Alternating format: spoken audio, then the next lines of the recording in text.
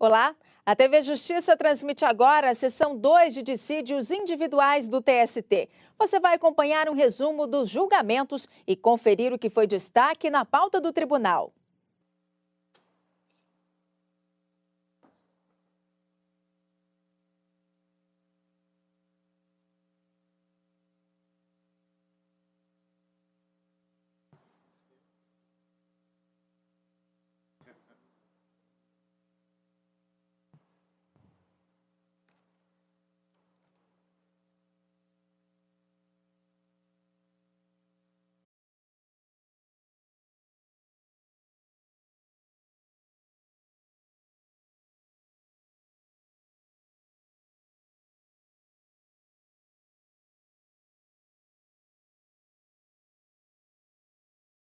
Pela atenção, por favor, queiram sentar-se.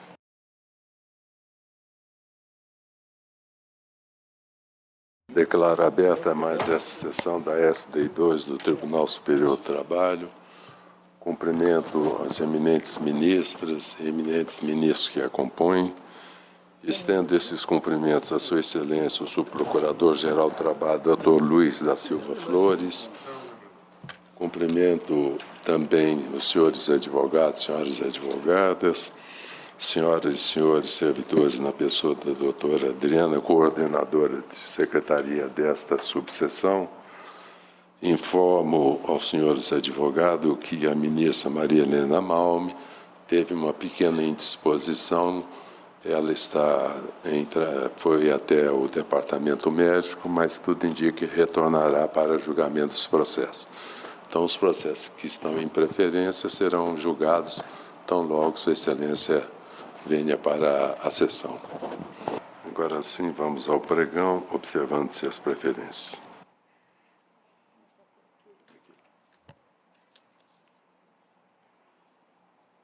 Relator, excelentíssimo senhor ministro Emanuel Pereira, em que é revisor, excelentíssimo senhor ministro Alberto Bresciani. Processo ação rescisória 73.341, dígito 88, de 2010, em que são partes espólio de Paulo Nivaldo Broglio Scott e Banco do Brasil S.A.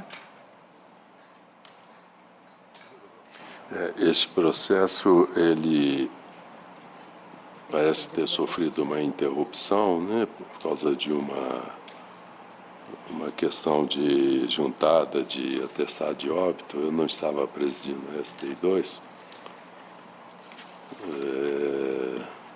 Convertido em diligência para conceder às partes para 10 dias para a apresentação da certidão de óbito do autor, bem como a habilitação dos sucessores do espólio. Vencidos, ministro Emanuel Pereira, relator, e Alberto Bresciani de Fontana, revisor. Indago de Sua Excelência o ministro Emanuel Pereira se está em condições de proferir o voto. Sim, está. Então, com a palavra, por favor. Muito obrigado, senhor presidente, senhores ministros, senhoras ministras. Este processo, senhor presidente, teve o julgamento suspenso na sessão do dia 7 de outubro de 2014, ocasião em que esta SDI 2, por maioria, vencido este relator e o revisor, deliberou pela conversão do processo em diligência para conceder o prazo ao autor a fim de proceder à habilitação dos herdeiros. Cumprida a diligência, retorno os autos, então, para prosseguirmos no julgamento. Cuida-se de ação rescisória, pretendendo rescindir acórdão da SDI 1 por violação de lei, erro de fato e documento novo. Tem algumas preliminares, senhor presidente, e o réu em contestação suscitou preliminar de ilegitimidade ativa sob o argumento de ausência de habilitação dos herdeiros. Diante da diligência determinada pela subseção, não há que se falar em ilegitimidade ativa. Assim, eu estou rejeitando a preliminar. Quanto ao mérito, senhor presidente, no que tange à alegação de violação de lei, verifica-se que, na decisão rescindenda, a controvérsia no processo matriz não foi dirimida à luz do direito adquirido, do ato jurídico perfeito, da vedação à alteração contratual lesiva e da proteção ao salário. Assim, não havendo pronunciamento explícito no acórdão rescindendo, impõe-se o óbice da súmula 298, inciso 1º do TST. Quanto à invocação de erro de fato, no processo matriz, houve severa controvérsia e expresso pronunciamento na decisão rescindenda sobre o fato do qual se alega erro, de modo que o pedido de corte rescisório esbarra no óbice da OJ 136 da SDI 1. Por derradeiro, também não logra êxito a alegação de documento novo. Se o documento reputado novo não possui habilidade para alterar o resultado do julgamento obtido no processo matriz, como no caso em exame, não há se falar em corte rescisório com base no artigo 485, 7º do CPC. Por esses fundamentos, senhor presidente, eu estou julgando a ação rescisória improcedente. Em conclusão, rejeito a preliminar suscitada em contestação, julgo a pretensão desconstitutiva improcedente, deferindo os benefícios da assistência judiciária gratuita ao autor, arbitrando honorários advocatícios em R$ 1.000, com amparo no artigo 20, parágrafo 4º do CPC, dos quais fica isento o postulante, custas no importe de R$ 600 pelo autor que está isento. Pois não. O ministro Alberto Bresciani revisou. De acordo, presidente. De acordo.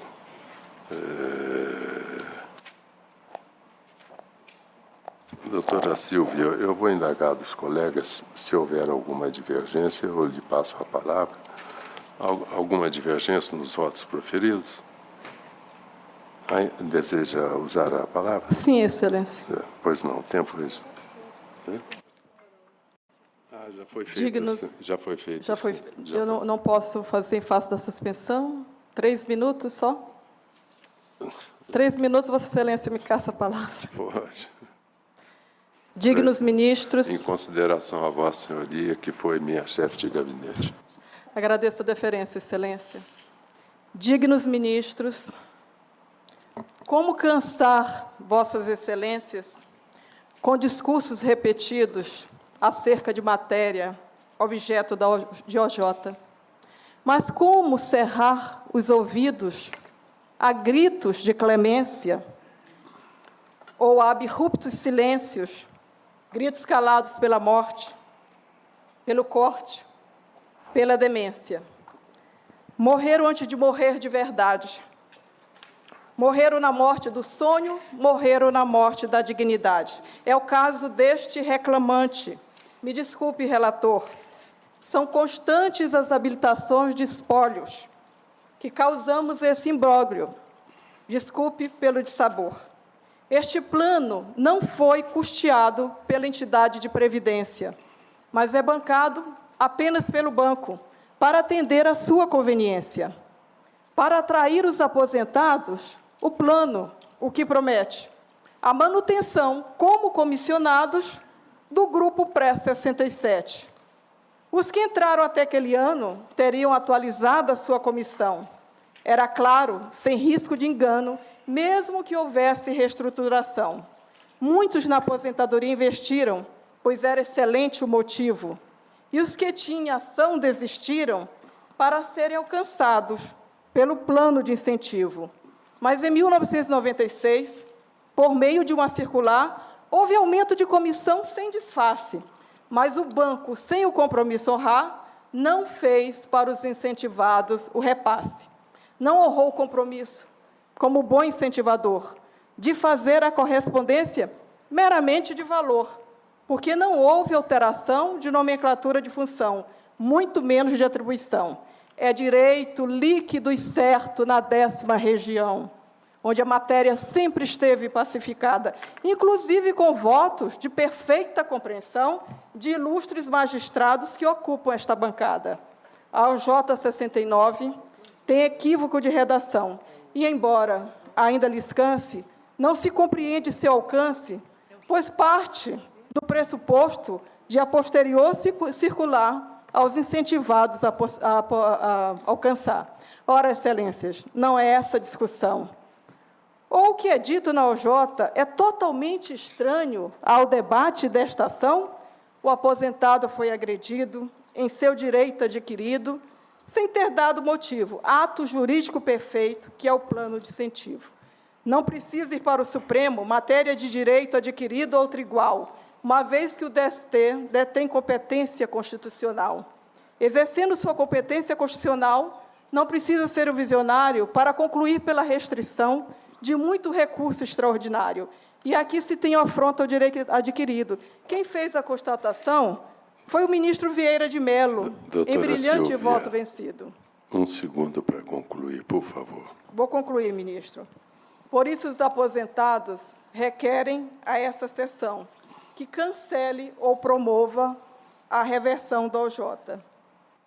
Agradeço. Muito obrigado. Eu vou constar aos colegas, a ação rescisória, evidentemente, não se pauta por OJ e etc. Indago dos colegas se há algum destaque no voto. Não havendo destaque, assim se decide a unanimidade nos termos do voto do eminente relator, ministro Emanuel Pereira, secundado pelo eminente revisor, ministro Alberto Bresciani, consignada a presença do ilustre advogado Jairo Weiseros. Muito obrigado. Relator, excelentíssimo senhor ministro Vieira de Mello Filho, processo RO 3.630, dígito 32, de 2011, em que são partes Valda Alves, Chagas Pereira e Bradesco Seguros S.A. Com a palavra, sua excelência, o eminente relator, ministro Vieira de Mello Filho. Obrigado, senhor presidente. Aqui, senhores ministros, trata-se de ação rescisória ajuizada por Valda Alves, Chagas Pereira, reclamante nos autos da reclamação trabalhista, com fundamento no artigo 485.3 dolo da parte vencedora em detrimento da parte vencida, documento novo e erro de fato, pretendendo a desconstituição do acórdão proferido em sede cognitiva pelo primeiro regional. O Tribunal do Trabalho, por meio do acórdão, acolheu a decadência articulada pelo réu e extinguiu o processo em resolução de mérito. Estou conhecendo do recurso da parte pelos requisitos extrínsecos, temas diz respeito à ação rescisória, decadência, inciso 1 a 9 da súmula 10. A parte sustenta que, conforme certidão anexada aos autos, o trânsito em julgado da decisão rescindendo ocorreu em 20/4/2009, segunda-feira, de modo que a contagem do biênio decadencial para a propositura da ação rescisória iniciou-se no primeiro dia subsequente, no caso, dia 27/4/2009, segunda-feira, porquanto o primeiro dia subsequente ao trânsito em julgado, dia 21/4/2009, terça-feira, foi feriado nacional de Tiradentes, e os 3 dias subsequentes a este último, 22, 23 e 24/9, respectivamente, serem feriados forenses federais, na forma do artigo 62(2) da Lei 5.010 de 66, e nos dias seguintes, 25 e 26/4/2009, serem sábado e domingo, respectivamente. Salienta que trata-se de prorrogação e não interrupção do curso. Invoca a súmula 109. Eu digo no voto que, com relação à decadência pronunciada pelo tribunal, consta 2 certidões, uma folhas 44 e outra as folhas 153, noticiando que o trânsito em julgado da decisão rescindenda se deu em 20/4/2009. De fato, como explicitado no acórdão, fora divulgado no Diário Eletrônico da Justiça em 6/4/2009 e considerado publicado em 7/4/2009, terça-feira, em virtude do feriado da Semana Santa. Os prazos ficaram suspensos dos períodos de 8/4/2009, quarta-feira, a 12/4/2009, domingo, iniciando a contagem em 13/4/2009, segunda-feira, cerrando-se no dia 20/4/2009, também segunda-feira. Desse modo, tem-se que a certidão de trânsito em julgado se mostra correta. Em relação à súmula 100, no presente caso, o trânsito se deu, como dito, em 20/4/2009, porém a ação rescisória foi ajuizada somente em 25/4/2010. À luz do que se tem na nossa súmula 100, ainda que assim não fosse, o feriado de Tiradentes, a que faz alusão à recorrente, fora no dia 21/4/2009, terça-feira, pelo que os dias 22, 23 e 24 eram dias úteis normais, porquanto o feriado previsto no inciso 2 do artigo 62, os dias da Semana Santa, compreendidos entre a quarta e o domingo, já haviam se passado. Por qualquer ângulo, a meu juízo, é impossível ultrapassar a decadência. Por isso que estou negando provimento ao recurso. Muito obrigado, ministro Vieira de Mello. O voto por ordem é favorável ao recorrido. Eu indago o doutor Luiz Antônio Muniz Machado se tem interesse em fazer sustentação oral. Sim, Excelência, que eu falo pela recorrente. Com procuração dos autos. Não, eu peço, Vossa Excelência, que conceda o prazo para a juntada do instrumento de mandato. Não há possibilidade em que pese a pretensão, porque o ato processual se exaure neste momento. Então, neste momento, Vossa Senhoria já deveria estar munido do instrumento procuratório. Não porque esteja a duvidar de Vossa Senhoria, pode ocorrer de Vossa Senhoria praticar o ato processual e não exibir a procuração. Então, infelizmente, não posso lhe dar a palavra. Sinto muito. O voto é favorável ao doutor Russomano, né? Permita-me, Vossa Excelência, senhor presidente, salvo algum engano, creio que o ministro relator mencionou o ajuizamento em 2010, da ação rescisória 2011. 2009, né? Sim, fato. Aqui a menção que se faz é a 25/4/2010. 2010. Lamento muito, doutor, mas sem o instrumento verdade, de procuração não há Obrigado. como eu lhe assegurar a sustentação oral. Senhor presidente, eu ontem à noite que recebi a incumbência de ajudar neste caso, e acabo de receber uma mensagem do advogado do Rio de Janeiro de que teria havido já a protocolização do subestabelecimento. Eu não tenho como confirmar, mas tenho a informação... Sinto muito, doutor. A norma é nesse sentido. O advogado só está habilitado a fazer uso da palavra se, no momento, estiver com o instrumento de procuração ou subestabelecimento. Não estando, por favor, compreenda, não está habilitado a fazer uso da palavra. Sinto muito. Obrigado, Excelência. Indago dos colegas se há algum destaque no voto de Sua Excelência, o ministro Vieira de Mello Filho. Não, assim se decide a unanimidade nos termos do voto do eminente relator, ministro Vieira de Mello Filho, consignado que o ilustre advogado Dr. Luiz Antônio Muniz Machado assomou a tribuna, mas não pôde fazer uso da palavra por não estar portando um instrumento de procuração indispensável para tanto. Consignado também a presença do ilustre advogado Dr. Vitor Russomano Júnior. Muito obrigado. Relator excelentíssimo senhor ministro Emanuel Pereira, processo RO 9.538, dígito 43, de 2011, em que são parte Bernardino da Mota Marinho e Banco Santander Brasil S.A. Impedida, excelentíssima senhora ministra Maria Cristina Peduzzi. Com a palavra, Sua Excelência, o eminente ministro Emanuel Pereira. Muito obrigado, senhor presidente, senhoras ministras e ministros. Aqui é um recurso ordinário interposto pelo impetrante à decisão que negou a segurança. O tema é conhecimento e legalidade do recebimento da ação revisional por dependência. Senhor presidente, a jurisprudência desta Corte é pacífica quanto ao não conhecimento do recurso ordinário, cujas razões não impugnam os fundamentos da decisão recorrida, uma vez não atendido o requisito da motivação previsto no artigo 514(2) do CPC.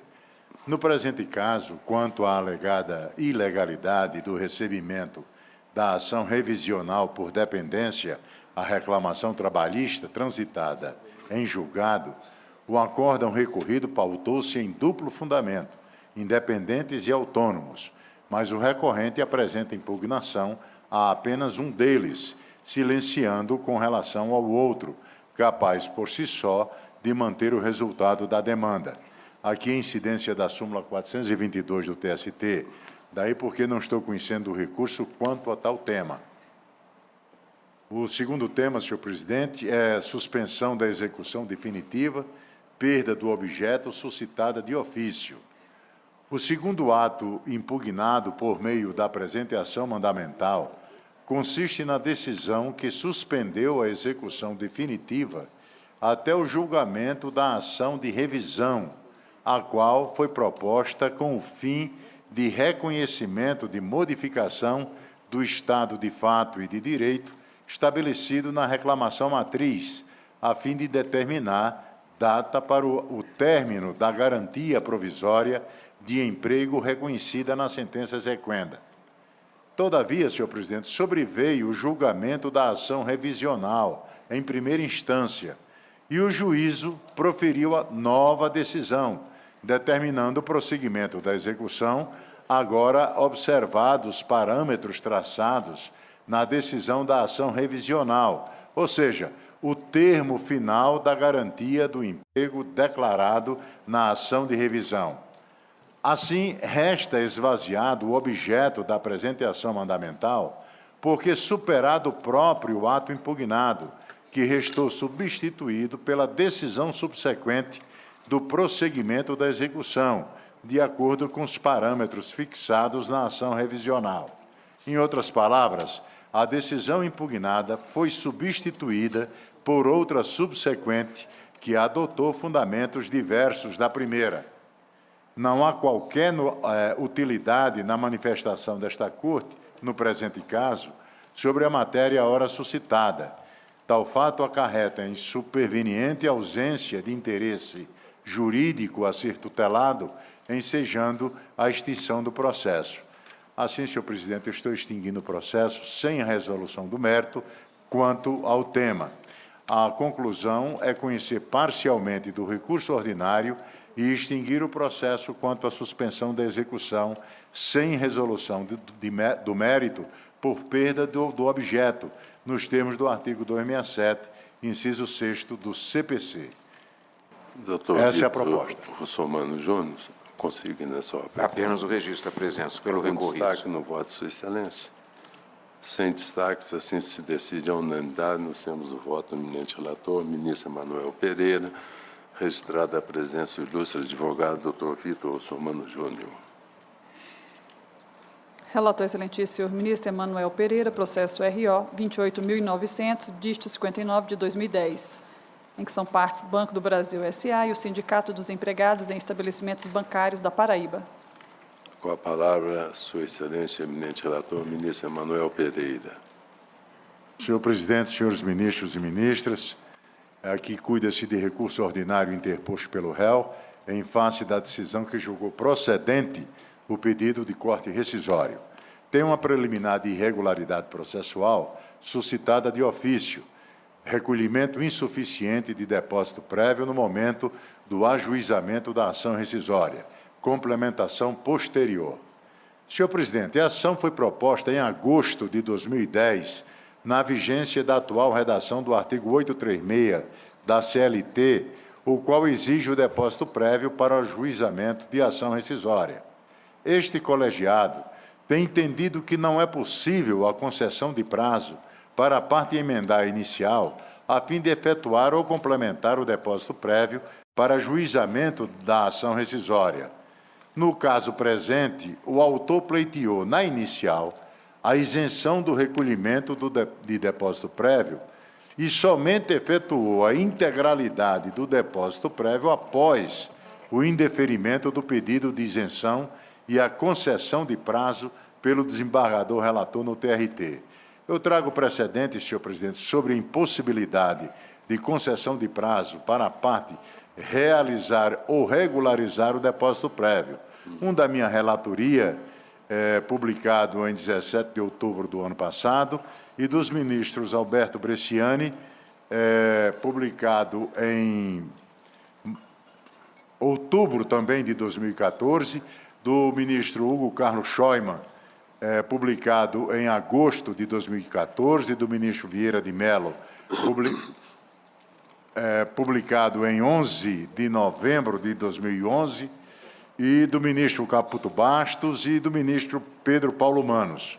Daí porque, senhor presidente, o voto vai no sentido de conhecer do recurso ordinário e extinguir o processo sem a resolução do mérito, nos termos do artigo 267, inciso 4º do CPC, e determinar a restituição do depósito prévio ao autor, invertido o ônus da sucumbência quanto às custas processuais. Essa é a proposta, senhor. Pois não. O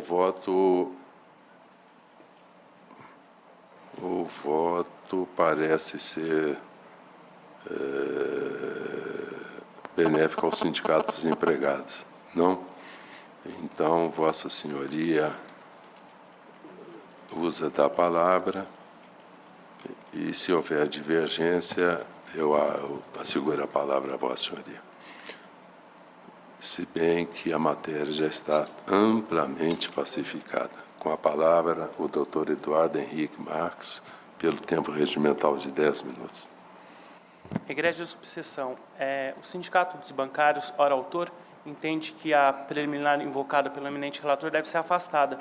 Isso em razão de trânsito em julgado e segurança jurídica. É que esse processo, ajuizado pelo Sindicato dos Bancários, já passou pelo âmbito dessa subseção com julgamento anterior, afastando-se uma incompetência arguída pelo banco, e naquele momento processual não houve arguição de falha no depósito prévio pelo Sindicato dos Bancários, de modo que a questão afeta a regularidade do depósito recursal deveria ter sido examinada naquele momento processual e não apenas agora, sob pena, como se disse, de se violar a segurança jurídica, e esclarecendo também que o ato cumpriu a sua finalidade. O sindicato requereu os benefícios da justiça gratuita quando o ajuizamento da ação rescisória, houve interferimento, determinação pelo Tribunal Regional de recolhimento e houve o recolhimento a tempo e modo, de modo que o ato foi cumprido e o não exame da ação rescisória, entende o sindicato, acabaria por violar o seu direito à ampla defesa e ao contraditório, princípios consagrados no artigo 5º, 54 e 55 da Constituição Federal. Notadamente, esclareço, porque o banco não arguiu a questão em sua defesa e, no primeiro julgamento desse processo, no âmbito dessa subseção, a questão não foi levantada, de modo que haveria, portanto, que se superar a preliminar ora invocada para prosseguir no exame do recurso ordinário do banco e via de consequência, não conhecê-lo por desfundamentado, é o que se espera requer o Sindicato dos Bancários. Pois não, muito obrigado. Algum destaque no voto, Sua Excelência, eminente relator? Não, não havendo, não há preclusão em relação a pressuposto processual. Se não foi levantada na primeira oportunidade, não impede que o seja agora, porque pressuposto processual é cognoscível de ofício a qualquer momento e grau de jurisdição.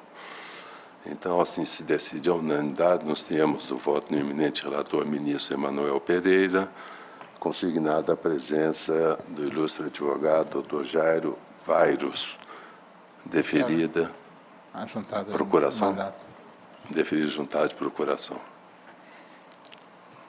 Relator, excelentíssimo senhor ministro Emanuel Pereira, processo RO 349.600, dígito 59, de 2010, em que são parte Sindicato dos Trabalhadores do Ramo Financeiro de Divinópolis e Região e Banco do Brasil, S.A. Com a palavra, Sua Excelência, ministro Emanuel Pereira. Senhor presidente, senhores ministros, senhoras ministras, aqui trata-se de recurso ordinário interposto pelo sindicato impetrante em face de acórdão do TRT que denegou a segurança. Cuida-se de mandado de segurança pretendendo cassar ato coator consubstanciado em sentença que rechaçou a liquidação por artigos em ação de cumprimento e extinguiu a execução coletiva sob o fundamento de que a pretensão deferida no título exequendo possuía natureza individual homogênea e que, portanto, a execução deveria ser realizada por habilitação individual de cada substituído. Ocorre que, como o ato coator extinguiu a execução coletiva no processo matriz, consiste em sentença terminativa do feito, conforme o artigo 795 do CPC. Assim, tratando-se de sentença terminativa, porque extinta a execução coletiva naquele processo, qualquer que seja a corrente a que se filie o julgador acerca das hipóteses de cabimento do agravo de petição, é ponto pacífico o seu cabimento em face da sentença proferida na execução trabalhista. Logo, para impugnar o ato coator, a impetrante dispunha do agravo de petição e, havendo medida processual própria para impugnar o ato coator, incide o óbice do artigo 5º 2 da Lei 12.016 de 2009 e da OJ 92 desta subseção. Eu trago precedentes, senhor presidente, o primeiro da relatoria de Vossa Excelência, julgado em maio de 2011, e um da minha relatoria, julgado em fevereiro de 2014. Por esses fundamentos, eu estou extinguindo o processo sem resolução do mérito. E o voto, senhor presidente, vai exatamente nesse sentido. Eu conheço do recurso ordinário e extingo o processo sem resolução do mérito. Essa é a proposta. Pois não.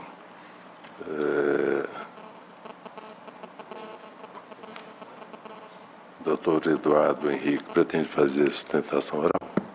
Excelência, apenas um esclarecimento.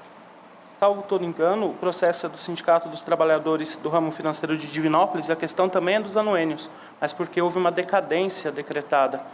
Então, parece-me que, 34, salvo todo 9, engano. 349, 600, né? 59, 2010, 503000. É este o processo? Isso. Aqui, isso aqui está parecendo mais mandado de segurança do que ação rescisória.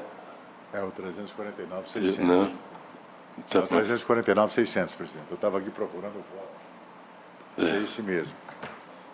Porque ação rescisória aí não precisa discutir se há outro recurso cabível. Porque pode, ainda que haja recurso cabível, ele pode entrar com ação rescisória. Senhor presidente, eu li o 14.200, presidente. Eu li o voto errado. Eu vou pedir desculpas, porque eu peguei quando eu puxei. É o 349.600, o que está em julgamento. Eu peço desculpas, senhor presidente, e vou ler, então, agora o voto correto. Aqui, senhor presidente, é um recurso ordinário 349.600. Muito bem. É um recurso ordinário interposto em face do acordo do TRT da Terceira Região, em que extinto o processo com resolução de mérito na forma do inciso 4º do artigo 269 do CPC. Na hipótese, senhor presidente, o sindicato autor da ação rescisória postulou a concessão do benefício da justiça gratuita apenas com base em declaração de impossibilidade de arcar com as despesas do processo. Considerando a jurisprudência consolidada da subseção, no sentido de que, em se tratando de pessoa jurídica, a concessão do benefício de justiça gratuita pressupõe a demonstração inequívoca da miserabilidade jurídica, assim como a realização de depósito prévio inferior ao legal. Concluo pela extensão do processo sem resolução do mérito, com fundamento no inciso 4º do artigo 267 do CPC, senhor presidente. Perfeito. Doutor Eduardo Henrique, pretende sustentar? Não, excelência, com procuração nos autos, apenas peço o registro. Muito obrigado. Também. Pedido de juntada de procuração e o registro da juntada de presença. procuração dos ilustres advogados, registrada a presença do doutor Eduardo Henrique Marques Soares e do doutor Jairo Vairos. Indago dos colegas se há algum destaque. Presidente, essa questão que nós estamos aqui a tratar tem natureza processual. O tribunal entendeu que o prazo era decadencial e não foi observado. Se está a ultrapassar a solução do tribunal e extinguir o processo sem resolução do mérito. É uma questão que está à frente, inclusive há uma divergência do eminente relator, e a discussão que se dá é essa. O tribunal decreta a decadência. O eminente relator supera e vai examinar a questão da concessão ou não do benefício. Eu entendo, permissa vênia, que A decadência é a perda do direito ao exercício da faculdade da interposição da medida. Eu só posso examinar a questão relativa à insuficiência de depósito se eu pudesse exercer o direito. Ela, a meu juízo, precede. É uma discussão que está aqui, que estamos a debater algumas sessões já. Eu, com todas as vênias, não comungo com esse entendimento. Eu acho que, se não se afastou a decadência, se nega provimento. Há que se afastar ou não a decadência. A decadência é a perda do direito. Perda do direito. Se eu não tenho direito de exercer, eu não posso discutir o conteúdo do direito que eu estou exercendo. Senhor presidente, a questão é o seguinte: o ultrapassado da decadência pode, porque há devolução integral, para saber se está ou não. Isso até é favorável ao próprio sindicato, porque é causa madura, baixar para julgar de novo, etc. Mas com aberta a divergência, pois não, ministro? Pois não. Senhor presidente, eu não estou ultrapassando a decadência. Eu estou apenas e tão somente... eu não estou ultrapassando, estou verificando apenas um pressuposto processual, conhecido o recurso, então nós verificamos os pressupostos. Os pressupostos processuais precedem o exame da decadência. Porque uma é de mérito, a outra não. Então, aberta a divergência, acolho os votos. Como vota Sua Excelência o ministro Alberto Bresciani? Senhor presidente, eu compreendo a ponderação do ministro Felipe, mas também a mim me parece que, para que se leia a petição inicial, isso se eu cuidasse de exame da petição inicial, se eu estivesse no juízo primeiro, eu precisaria pesquisar os pressupostos da ação, para a interposição da ação. O depósito recursal seria um desses, e acho que assim também se tem procedido quando se está em via de recurso ordinário. Por isso eu peço todas as vênias do eminente ministro Felipe e acompanho o relator. Então, como vota Sua Excelência a ministra Adelaide Miranda? Senhor presidente, eu vou pedir vista em mesa, só para concluir aqui a minha análise, eu já profiro. Pois não. Vista regimental, Sua Excelência. Vista em mesa. É em mesa. Em mesa. Vista em mesa, Sua Excelência, ministra Adelaide Miranda. Relator excelentíssimo senhor ministro Emanuel Pereira, processo RO 14.200, dígito 26 de 2012, em que são parte Sindicato dos Trabalhadores nas indústrias metalúrgica, siderúrgica, mecânica, de material elétrico e outros, e Cobraço Engenharia, LTDA e Alcoa Alumínio S.A.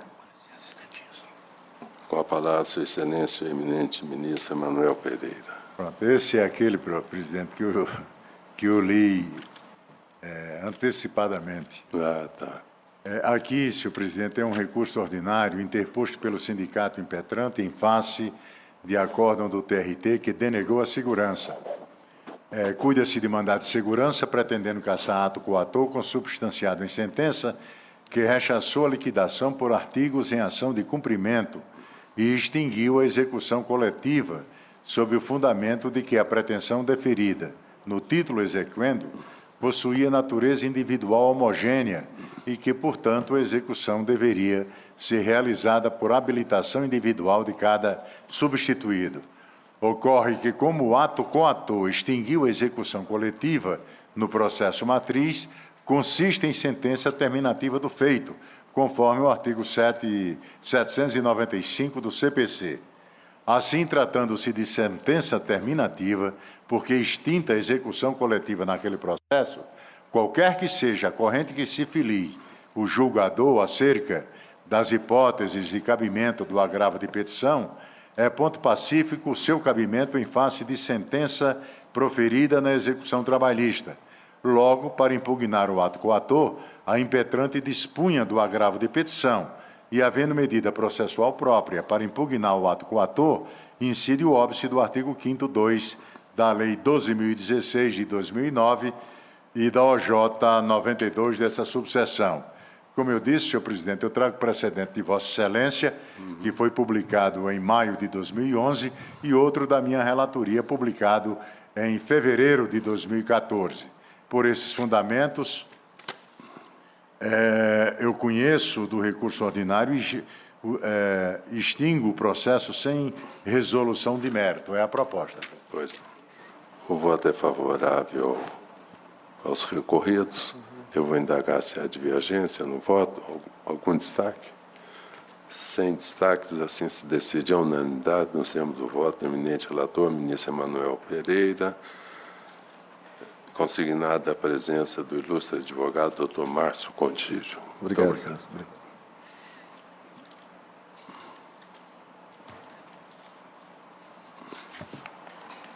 Relator excelentíssimo senhor ministro Vieira de Mello Filho, processo Reexame Necessário IRO 25.700, dígito 33, de 2010, em que são partes Estado do Espírito Santo e outro, e o Sindicato dos Trabalhadores e Servidores Públicos do Estado do Espírito Santo. Com a palavra, Sua Excelência, o eminente relator, ministro Vieira de Mello Filho.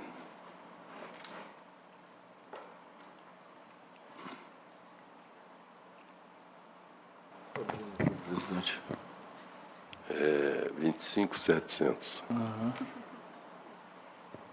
Aqui, senhor presidente, senhores ministros, remessa necessária em recurso ordinário e mandado de segurança, execução contra a autarquia estadual, substituição processual, reclamação trabalhista ajuizada por sindicato, mediante processamento precatório.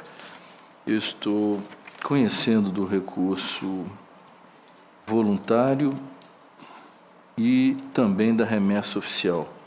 Quanto ao mérito, eu estou sustentando que a hipótese dos autos é de execução oriunda de reclamação trabalhista, cujo polo ativo se formou a partir do Instituto da Substituição, em que o Sindicato dos Trabalhadores Públicos do Estado do Espírito Santo, Sindipúblicos, deduziu em nome próprio pretensão alheia, inexistindo litisconsórcio, de modo que a execução contra a autarquia deve se processar considerando seu valor global e não aquele devido a cada substituído, como aduziu a decisão recorrida, sob pena de ofensa ao artigo 100, parágrafo 8º da Constituição, que veda o fracionamento precatório nessa circunstância.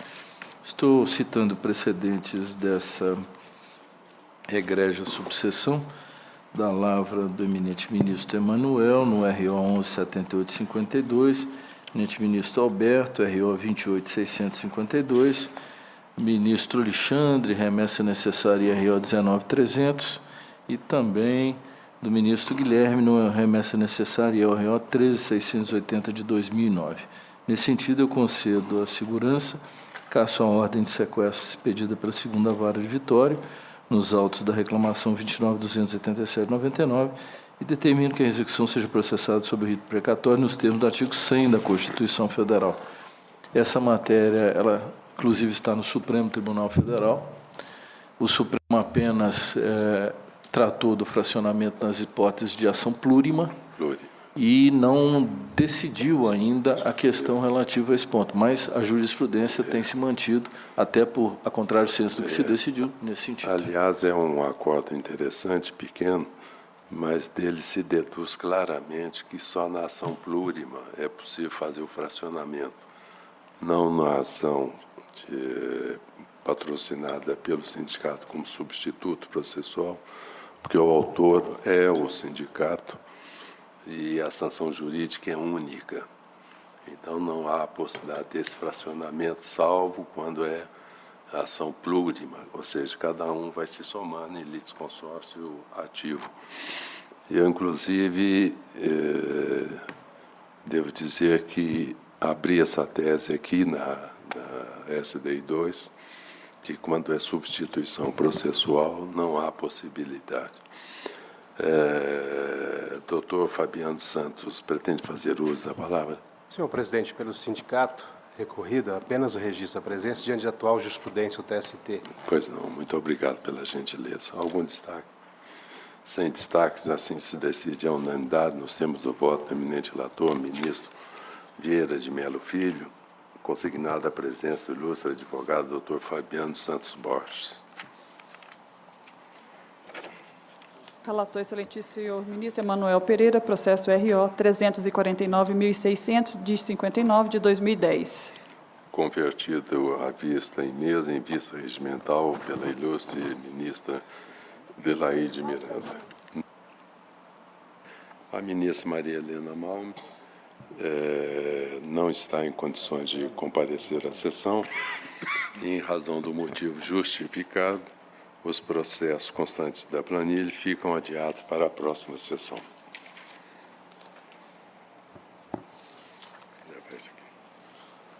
Não havendo mais processo em condições de julgamento, agradeço muitíssimo a presença dos colegas e declaro encerrada a sessão.